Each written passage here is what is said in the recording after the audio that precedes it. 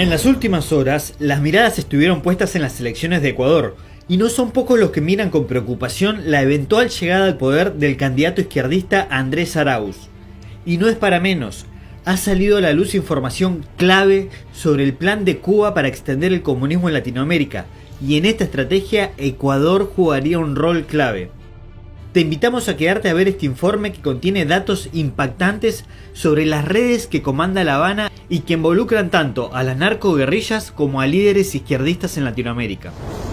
Pero antes de continuar, te queremos compartir que frente a los desafíos que implica ser un medio de noticias independiente, hemos abierto una cuenta en Patreon para que los que lo deseen puedan apoyar este esfuerzo de hacer noticias sin censura. Es muy fácil y con una pequeña ayuda que puede ser de 3 o 5 dólares mensuales a través de la plataforma Patreon, puedes aportar tu granito de arena para que esta rueda siga girando y llegue cada vez a más personas. De más está decir que se hacen simples pasos, es totalmente seguro y te puedes desuscribir cuando lo desees. Te dejamos los datos en la descripción. Muchas gracias de corazón. Ahora bien, volvamos a nuestro tema del día. Para nadie es un secreto que Cuba busca activamente expandir su proyecto político en la región desde hace décadas. Venezuela, aliada estratégica fundamental para llegar al continente, ha servido como base militar donde confluyen poderes como Irán, China y las guerrillas colombianas como las FARC y el ELN. Sin embargo, el objetivo del comunismo cubano ahora es llegar al poder no por las armas, sino por los medios democráticos. Lo que te vamos a contar tiene su raíz en la información encontrada en archivos de alias Uriel. No sé si lo recuerdas a Uriel. Uriel era el alias del máximo guerrillero del Ejército de Liberación Nacional, el ELN, que fue abatido el 25 de octubre de 2020 y cuyo historial criminal pasó por secuestros, torturas y ataques terroristas. Durante años, mucho se ha hablado de los planes que tiene esta organización terrorista, el ELN, para llevar la región hacia el comunismo, pero hasta ahora no había datos precisos más que algún rumor, declaración aislada o a lo sumo un dato filtrado. Sin embargo, luego de abatir a Uriel, la inteligencia colombiana desencriptó un arsenal de archivos informáticos, donde se almacenaban 3,2 teras de información. En estos 2 millones de archivos incautados están expuestos los planes criminales del ELN. La encargada de divulgar parte de esta información confidencial hace tan solo unos días fue la revista colombiana Semana. Pero como si esta explosión de información fuera poco, ahora se suman detalles revelados por el presidente ecuatoriano Lenín Moreno, quien en una entrevista reciente advierte del plan de Cuba para jugar a 2 puntas. Es decir, por un lado usar el terrorismo guerrillero para recaudar fondos mediante el narcotráfico y los secuestros, y a su vez destinar esas sumas millonarias para financiar políticos izquierdistas para que ganen las elecciones. Sí, la estrategia de Cuba en la región ha cambiado, pero el fin es el mismo: imponer el comunismo. Empecemos por lo primero. ¿Qué dicen los archivos del líder abatido del ELN que fueron desencriptados por la inteligencia colombiana? Estas incautaciones revelan los planes, formas de financiación y expansión del ELN no solo en Colombia, sino en toda Latinoamérica. Y acá viene lo interesante, el rol de Ecuador y sus líderes izquierdistas para llevar el comunismo a Colombia. Según los audios y documentos, el ELN estaría apoyando abiertamente al candidato presidencial Andrés Arauz Galarza, aliado del exmandatario ecuatoriano socialista Rafael Correa. En los reportes se evidencia un préstamo de $80.000 que la guerrilla le hizo a una de las campañas del candidato izquierdista Arauz Galarza. Según las propias declaraciones de Uriel, la alianza entre el ELN y el correísmo, es decir, el movimiento político de Correa, se afianzaron durante la participación del grupo terrorista en una mesa de negociación que se abrió en 2017 en Quito, para alcanzar los cuestionados acuerdos de paz entre la guerrilla y el gobierno de Colombia. En los archivos incautados, Uriel le dice a sus compañeros que en esas negociaciones de 2017 esperaban fortalecer su estrategia con, cito textual, "nuestro amigo del cinturón". ¿Quién es el amigo del cinturón del ELN? De acuerdo a la inteligencia de Colombia, se trata nada más ni nada menos que del expresidente socialista Rafael Correa. Obviamente Correa niega todo esto. Sin embargo, los archivos incautados revelaron más vínculos entre la guerrilla y el exmandatario izquierdista que gobernó Ecuador desde 2007 a 2017. En una conversación entre Uriel y el comando central de la guerrilla, se desprende que Correa le habría ofrecido al ELN dirigir o al menos ser parte de lo que él denominó Ministerio del Petróleo. Correa le habría pedido a Uriel que le recomendara una persona de ideología política de izquierda para ponerlo en dicha entidad.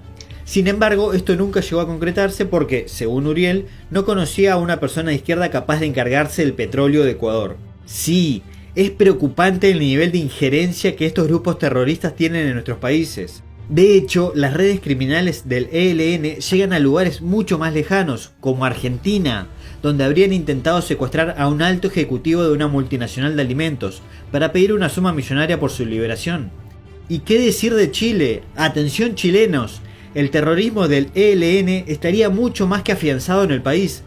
De acuerdo con la investigación, en Chile el grupo terrorista se habría conectado con las protestas que derivaron en la modificación de la constitución del país. Según los documentos que publicó la revista Semana, el ex guerrillero Uriel mantenía conversaciones con el Movimiento de Izquierda Revolucionaria de Chile y el Frente Patriótico Manuel Rodríguez. En los más de 2 millones de archivos, de los cuales hasta ahora se conocería solo una parte, se demuestra que el ELN también expandió sus tentáculos en otros países como Brasil, Honduras y Guatemala. También tendría acuerdos con empresas chinas para importar litio para sus radios y equipos, y con empresas colombianas para abastecerse de material para su armamento. Recordemos que el proceso de paz entre el gobierno de Colombia y el ELN fracasó después del atentado criminal que ejecutó la guerrilla en enero de 2019 contra una escuela de policía y en el cual fallecieron 22 jóvenes. Desde entonces, los líderes guerrilleros del ELN, como Pablo Beltrán y Gavino, se han quedado refugiados en Cuba y La Habana se ha negado a extraditarlos. Hasta aquí te hicimos un muy sintético resumen de los vínculos del ELN con la región, pero sobre todo con Ecuador. ¿Por qué el ELN está tan interesado en Ecuador y hasta tendría acuerdos con los máximos líderes izquierdistas del país? La respuesta la podría tener alguien que conoce bien de cerca estos temas, el actual presidente de Ecuador, Lenín Moreno. En una entrevista concedida al medio colombiano Semana, Lenín Moreno develó importantes acusaciones sobre los planes para llevar el comunismo a Ecuador y posteriormente a Colombia. Lenín explicó que la estrategia consiste en formar una suerte de pinza entre Venezuela y Ecuador para poder presionar y asfixiar a Colombia. Como dijimos, de cara a estas elecciones en Ecuador, La Habana habría jugado fuerte y le habría dado $80.000 a Andrés Arauz, el candidato izquierdista apadrinado por Rafael Correa. Pero ¿cuánto hace que el ELN está operando activamente en Ecuador? Este dato aún no se sabe, pero lo que sí sabemos es que las narcoguerrillas ya operaban en Ecuador desde al menos 2018, cuando 3 periodistas ecuatorianos fueron secuestrados en su país y posteriormente fueron asesinados en Colombia por parte de un grupo disidente de las FARC. Desde entonces, las autoridades ecuatorianas han identificado la actividad de la guerrilla colombiana a lo largo del territorio. Puntualmente, la presencia del ELN se hizo evidente en octubre de 2019, luego de que guerrilleros se infiltraran en el paro indígena de 2019 para derrocar al gobierno de Lenín Moreno. La presencia del ELN y de los grupos terroristas de Colombia se hizo evidente en el momento en que hubo un levantamiento en el mes de octubre, usted recordará, del año 19, en el cual correístas, más gente que sabía perfectamente acerca de guerrilla urbana, y quienes más podían ser sino aquellos, y más algunas personas un tanto despistadas, se aprovecharon de un legítimo levantamiento por parte de los indígenas, se aprovecharon de esa situación y crearon caos bajo la pretensión de que el gobierno sea destituido. Ese era el objetivo.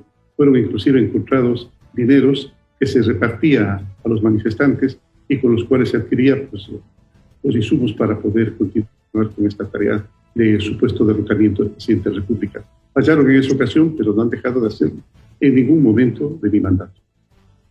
De todas formas, nosotros sabemos el tipo de actuación que tienen estos grupos. La guerrilla urbana, para la cual estaban preparados, fue puesta en práctica en el momento en que se fabricaban armas de tipo casero que en el Ecuador no se las conocía, nunca se las había utilizado, y que por cierto no eran armas de fuego aparentemente, pero eran esos tubos que se convertían en una verdadera arma de fuego y que causaban tantas lesiones en policías y en ciudadanos. Allí estuvieron ellos, sin duda alguna, allí estuvieron ellos. En este marco es que el presidente Moreno alerta que si el candidato de Correa, Arauz, se consagra ganador en las elecciones de Ecuador, la guerrilla y el comunismo avanzarán, tanto en Ecuador como en Colombia. Las declaraciones de Moreno son realmente reveladoras, aunque a esta altura de los hechos en realidad no sorprenden. Resulta que después del primer triunfo de Correa en 2007, se formaron en Ecuador varios corredores de narcotráfico, tal como sucede en Colombia. Y como sabemos, el narcotráfico es la principal fuente de financiación para estas agrupaciones terroristas. Lenín Moreno no deja lugar a dudas. Bajo la protección de Correa, las narcoguerrillas de la FARC y el ELN se fueron expandiendo a lo largo y ancho de Ecuador. Escucha lo que detalló el presidente Moreno. Después del triunfo de Rafael Correa, sospechosamente se formó una franja virtual, similar a la que tienen en Colombia, en la que transitan con bastante liberalidad las personas que trafican la droga. Es por eso que en ese periodo, en el periodo de Correa, el expresidente Correa, casualmente se daba el encuentro en las playas de las costas, en las costas ecuatorianas, en las playas, se daba el encuentro de paquetes de cocaína, que en más de una ocasión los pescadores, los campesinos, las entregaban a las autoridades. Y esto no podía sino provenir de barcas que naufragaban, llenas de droga que naufragaban, o de barcas que eran detectadas y que seguramente arrojaban el contenido de droga hacia el mar, tratando de librarse de ellos, de librarse de la persecución de las autoridades. Esa franja yo la detecté apenas asumí la presidencia y me di cuenta de la cantidad de mentiras y patrañas, entre muchas otras, que había montado el expresidente Correa. Pero luego investigamos y averiguamos de que perfectamente conocía acerca de la presencia de estos grupos y que se apoyaban precisamente en ellos para empezar a formar grupos insurgentes en nuestro país. Deduzca usted, había una franja en la cual transitaban con toda libertad. Además, fueron inutilizados completamente los radares y no se compró ningún tipo de armamento para poder dotar a nuestra policía y a nuestro ejército para que realicen un combate. Con el paso de los años se sumó otro hecho crucial que permitió el desarrollo de la narcoguerrilla en Ecuador, la farsa de los acuerdos de paz en Colombia, que tuvieron como árbitro a La Habana. Sí, a esta altura uno se pregunta cómo alguien puede seguir confiando en la palabra del comunismo cubano. En fin, lo que Moreno asegura es que, a diferencia de lo que se cree, la estrategia de Cuba es primero ir por Ecuador, para luego dominar Colombia. Es por eso que el actual presidente ecuatoriano muestra una latente preocupación por el futuro, no solo de su país o de Colombia, sino de toda la región. Con eso sí, mucho cuidado con eso debemos tener, no solamente los ecuatorianos, sino en Colombia, porque no se olviden que Ecuador es el próximo objetivo. El siguiente objetivo que ellos quieren conseguir es Colombia. Quieren formar una tenaza, una pinza que abarque Colombia, que abarque Venezuela, que avance Ecuador y poder presionar a la hermana República de Colombia. Por eso, colombianos, mucho cuidado con estos grupos que siempre se disfrazan, jamás lucen a la luz del día, generalmente se esconden en las tinieblas para hacer sus macabros planes. Con respecto a la injerencia de Cuba en Colombia puntualmente, a esta altura es más que evidente. Sin embargo, ciertamente la información contenida en los documentos incautados a Ariel no deja de sorprender. Pero lo que sorprende aún más es que el gobierno de Iván Duque no rompa relaciones con La Habana. ¿Por qué decimos esto? Escucha lo que dictaminó la inteligencia colombiana y cito textual. Cuba ejecuta una estrategia de injerencia en Colombia a través de la orientación de cubanos con cobertura diplomática en organizaciones sociales solidarias, la infiltración de programas de cooperación con autoridades locales y su financiación por medio del Ejército de Liberación Nacional, el ELN. Es decir, el régimen cubano utiliza el dinero del tráfico de drogas que lleva a cabo el ELN para inmiscuirse en la vida soberana de Colombia y en realidad en el resto de los países de la región, como vimos en el caso de Ecuador.